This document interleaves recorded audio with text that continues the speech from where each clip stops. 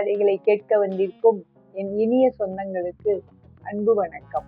நான் உங்கள் யமுனா. இன்று நாம் 9வது பதுமையாகிய நவரத்ன வள்ளி பதுமைக்குரிய யோகியின் சித்தி கதை என்ற கதையை பார்க்க போகிறோம். நம்ம போஜராஜன் வழக்கம் போல அந்த 8 படி தாண்டி 9வது படியில கால வைக்கிறார். உடனே அங்க இருந்த பதுமையான நவரத்னவள்ளி பதுமை கை கொட்டி சிரித்தார். உடனே இவர் கேட்கிறாரு, என்ன எதனால சிரிக்கிறார்? அப்ப அது சொல்லுது, எங்க ராஜா எங்களுடைய ராஜாவான விக்ரமாதித்த ராஜாவுடைய திறமை, பொறுமை, பொறுப்பு எல்லாம் உங்களுக்கு இருந்துச்சுன்னா நீங்க என்னுடைய கதையை கேட்டு பிறகு நீங்க மேல போகலாம், மேல அடுத்த படியில வைக்கலாம் அப்படின்னா, சரி சொல்லு நான் கேட்கிறேன் அப்படின்னு சொல்லிட்டு அந்த படியில இருந்து அப்படியே கீழே எல்லாம் அவங்க பரிவாரத்தோட உட்காந்துக்கிறாங்க. உட்காந்தோடனே அது கதை சொல்ல ஆரம்பிக்குது. அதாவது உஜ்ஜயினி நகரத்தினுடைய காடுகள்ல ஒரு யோகி ஒருத்தர், அவர் நம்ம ராஜா நாடாறு மாதம் இருந்தபோது அந்த யோகி அந்த காட்டுக்கு வந்தாராம். வந்ததை கேள்விப்பட்டோன்னே நம்ம ராஜா என்ன பண்ணியிருக்காரு, அவரை கூட்டிட்டு வர சொல்லி, அழைத்து வர சொல்லி ஒரு ஆளை அனுப்பி விடுறாரு. உடனே இவனும் கொஞ்சம் கூட்டிட்டு வரதுக்காக ஒரு ஆளுக்கு போறான். போயிட்டு அந்த யோகிட்ட பார்த்து, நீங்க தயவு செஞ்சு எங்க ராஜா கூப்பிடுறாரு, எங்க நாட்டுக்கு வாங்க. உடனே அவன் சொல்றானா, எனக்கு எந்த தேவையும் இல்லைப்பா, எந்த ஆசையும் இல்லை, அதனால நான் ராஜாவெல்லாம் பார்க்கலாம் நான் வரமாட்டேன், நான் அப்படியே போய் சொல்லு அப்படின்னு அவனும் போய் அதே மாதிரியே சொல்றான். உடனே நம்ம ராஜா கோவமே படல. ஏன்னா இவர் தான் எல்லாமே கரை கண்டவர், இவருக்கு எல்லாமே தெரியும் இல்லையா.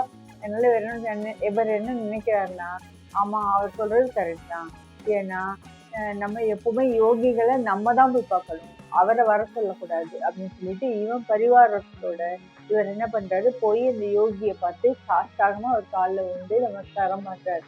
பண்ணிட்டு அவரோட பேசிட்டு இருக்காரு. பேசும்போதே தெரியுது நம்ம ராஜாவுக்கு அந்த யோகி எல்லாமே தெரிந்தவர் அப்படின்றது தெரியுது. அவருக்கு ரொம்ப புச்சும் போயிடுது. அதனால என்ன பண்றாரு, டெய்லி அந்த யோகியை பார்க்கறதுக்காக அவங்க போயிட்டே இருக்காரு.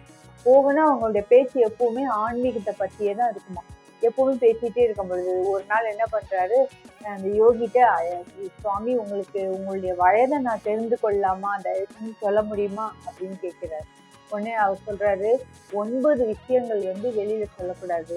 என்னன்னா வயது, செல்வம், அப்புறம் பெண்களுடைய சகவாசம், அதுக்கப்புறம் வீட்டுல ஏதாவது ஓட்டைகள்லாம் இருந்துச்சுன்னா அதை பத்தி சொல்லக்கூடாது, மந்திரத்தை சொல்லக்கூடாது, மருந்து சொல்லக்கூடாது, அதே மாதிரி நீ யாருக்காவது தானம் ஏதாவது கொடுத்தா அதை பத்தி சொல்லக்கூடாது, மானம், அவமானம், இப்படி 9 வகையான இந்த மாதிரி வெளியில சொல்லவே கூடாது, நீ என்கிட்ட கேட்காத அப்படின்னு சொல்றாரு.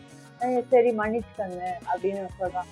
இல்லப்பா, நான் உனக்கு ஒரு மந்திர உபதேசம் பண்ணலான்னு இருக்கேன். ஏன்னா நான் இந்த காட்டை விட்டு வேற காட்டுக்கு போறேன், அதனால நான் போவதற்கு முன்னால் உனக்கு ஒரு மந்திர உபதேசம் பண்ணலான்னு இருக்கேன் அப்படின்னு சொன்னோடனே, எதுக்காக அப்படின்னு கேட்கறான். உடனே அவர் சொல்றாரு, உன்னுடைய இளமை என்னைக்கு மாறாம இருக்கும், உனக்கு மரணமே இல்லாத வாழ்வு கிடைக்கும் அப்படின்னு. யாருக்கா இருந்தாலும் ஆசை வரும் இல்லையா. சரி நான் செய்யறேன், என்ன செய்யணும் அதுக்கு சொல்லுங்க அப்படின்னு. அது நீ நினைக்கிற மாதிரிலாம் கிடையாது. ஒரு வருட காலம் நீ ஹோமம் பண்ணணும், 3 வேளையும் ஹோமம் பண்ணணும், என்ன பிரம்மச்சரிய விரதம் இருக்கணும், அதுக்கப்புறம் முடிக்கிற டயத்துல அருகம்புல் ஜூஸ் தான் குடிக்கணும். இப்படியே நீ 1 வருடம் செய்தாய் என்றால் 1 வருடம் கழித்து அந்த ஹோமத்திலிருந்து ஒரு தேவன் வருவான். அவன் உனக்கு ஒரு பழம் தருவான்.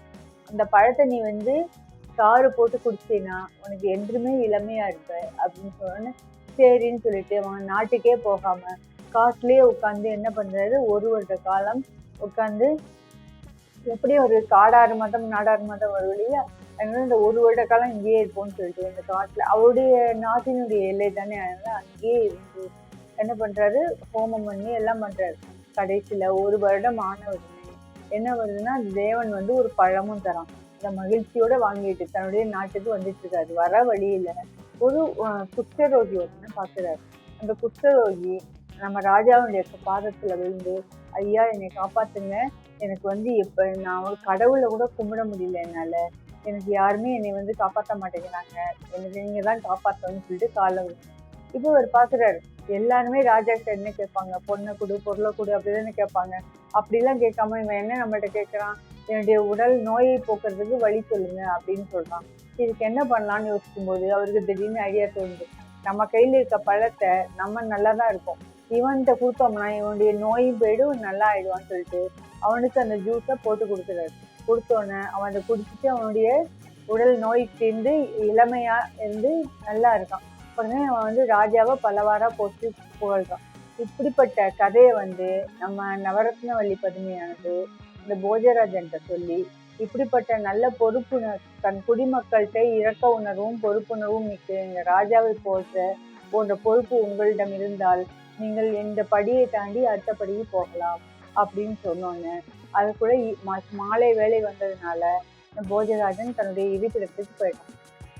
அடுத்த எபிசோட்ல அடுத்த பதுமை என்ன கதை குறிக்கின்றத பார்க்கலாம். இனிய கதைகளை படிப்போம், வாசிக்கும் திறனை வளர்ப்போம். என்றும் உங்களுடன் என்